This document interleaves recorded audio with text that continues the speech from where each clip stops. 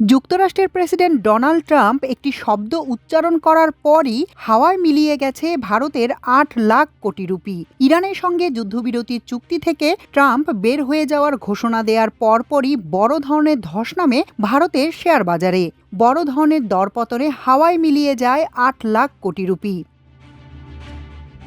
যুক্তরাষ্ট্রের president Donald Trump ইরানের সঙ্গে শান্তি চুক্তি ওভার হয়ে গেছে বলে মন্তব্য করার পর বুধবার ভারতীয় বেঞ্চমার্ক শেয়ারগুলো ৩ মাসের মধ্যে একদিনে সবচেয়ে বড় দরপতন হয়। এর ফলে তেলের দামে এমন উলফলন ঘটেছে যা বিনিয়োগকারীদের পথে বসিয়ে দিয়েছে। বিশ্বব্যাপী শেয়ার বাজারে ধস নামিয়েছে। টাইমস অব ইন্ডিয়ার খবরে বলা হয়, বুধবার এর প্রভাবে ভারতের শেয়ার বাজারে বড় ধরনের ধস নামে। দিনের লেনদেন শেষে বিনিয়োগকারীদের সম্পদের মূল্য প্রায় ৮ লাখ কোটি রুপি কমে গেছে।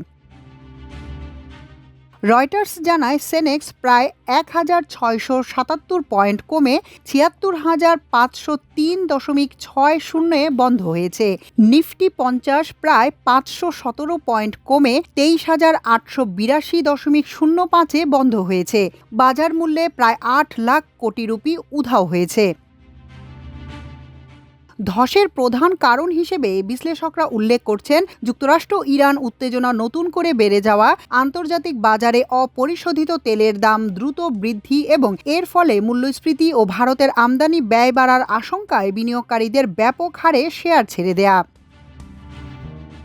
যুক্তরাষ্ট্র ও ইরানের মধ্যে সই হওয়া দ্বিপক্ষীয় সমঝোতা স্মারক বা MOU চুক্তিটি এখন সম্পূর্ণভাবে অকার্যকর ও শেষ হয়ে গেছে বলে ট্রাম্প মন্তব্য করার পরই এ পরিস্থিতির সৃষ্টি হয়। বুধবার তুরস্কের রাজধানী আঙ্কারায় আয়োজিত নেটোর শীর্ষ সম্মেলনে অংশ নিয়ে সাংবাদিকদের সঙ্গে আলাপকালে তিনি এই চুক্তিটির বর্তমান পরিস্থিতি নিয়ে ওয়াশিংটনের এমন চূড়ান্ত ধারণার কথা প্রকাশ্যে আনেন।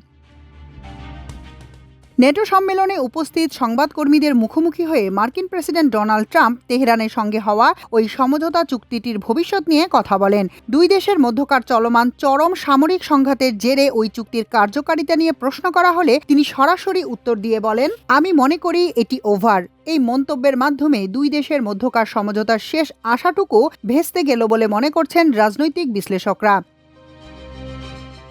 এর আগে ট্রাম্প অত্যন্ত ক্ষোভের সঙ্গে উল্লেখ করেছিলেন যে মার্কিন সশস্ত্র বাহিনী গতরাতে ইরানের ভেতরে অবস্থান করা অত্যন্ত বিপজ্জনক ব্যক্তিদের লক্ষ্য করে অত্যন্ত শক্তিশালী ও বিধ্বংসী সামরিক হামলা পরিচালনা করেছে। ইরানের নীতি নির্ধারক ও উগ্রপন্থীদের মানসিকতার তীব্র সমালোচনা করে তিনি তাদের অসুস্থ হিসেবেও আখ্যায়িত করেছিলেন।